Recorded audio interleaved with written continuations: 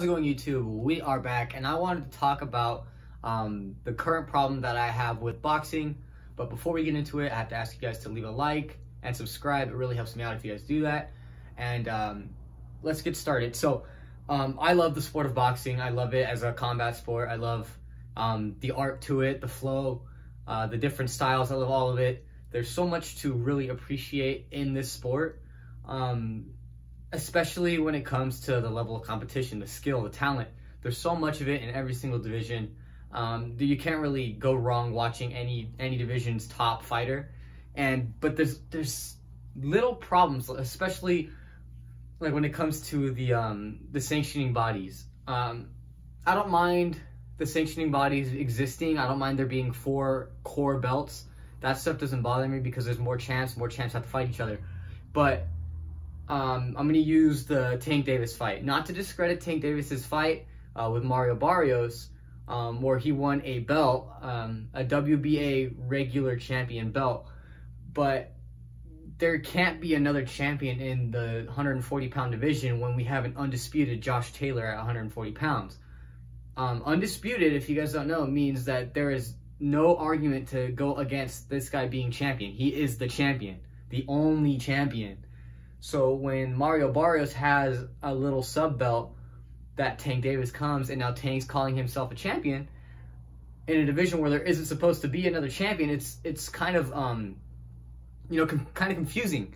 How can you have an undisputed champion and then Tank Davis wins a belt, a sub belt, and calls himself the champion? It's one of those confusing things where it really shouldn't be an issue. And mainly it's that kind of thing, the regular champion, that kind of thing is the WBA. I see a lot of regular champs when it comes to the WBA across a lot of divisions. The WBC has franchise champions. That's a totally different thing. I don't like that it exists either, but the reasoning for that is, you have the those are labeled as guys that are ambassadors to the sport, that are really, extreme high-level boxers. The only 2 that I've ever seen get them are Canelo Alvarez and Vasily Lomachenko. Right now, Vasily Lomachenko's franchise belt belongs to Teofimo, which is preventing him from having the undisputed title because Devin Haney has the WBC core title. But Teofimo says he's undisputed. And that's where the confusion comes in, because you award Vasily Lomachenko the franchise belt, take away the core one from him, almost like a vacation. He vacated the WBC core belt for the franchise because it's known to be a promotion. It's such a weird little process there that it's unnecessary. It's such an unnecessary thing in boxing to have these little sub belts. It makes no sense. And that's one thing. I'm not a big MMA guy. I'm not. It's not for me, but there's one champ, and that's something I can respect. There's no sub belts, there's no sanctioning bodies, it's one belt, only one champ, and that's cool because now this guy's fighting top opponents constantly. Dana White tells you who you're gonna fight. There's no politics about it. There's no A side, B side. Dana White tells you who you're gonna fight, and that's who you're fighting. And that's just the way it is. I can't stand those little sub belts. The only reason I can think of where a sub belt should be handed to someone is if a champion gets injured. So say, knock on wood, Teofimo Lopez gets hurt and he needs to have surgery. He's gonna miss a certain amount of time to recover. And the WBO wants to say, we're going to give an interim championship to the #1 contender, and then the #1 contender has to defend his interim belt against other top fighters, other top contenders, and then the winner, whoever last man standing when Teofimo Lopez comes back, the interim belt goes away, and that's the guy that fights for the WBO belt. That's the only reason I can see a sub belt being awarded or being given to someone for a logical reason, which would be an injury. Obviously, we hope that doesn't happen to any of our champs. Boxing is a dangerous sport.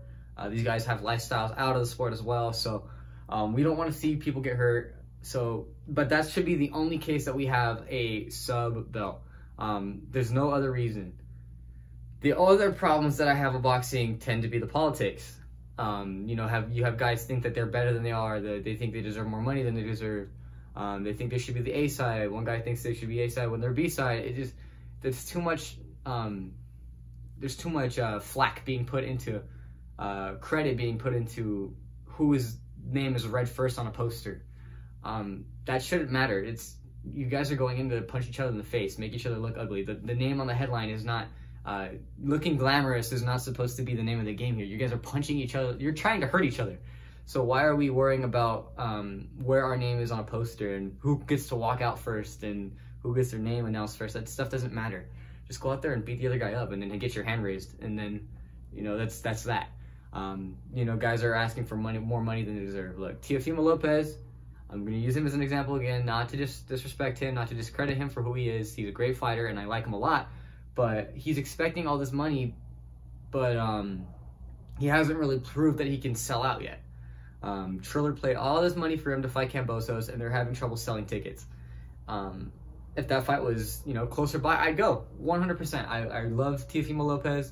I think that he's, you know, a young star, defending his championship against a mandatory before he fights Lomachenko again, or Haney.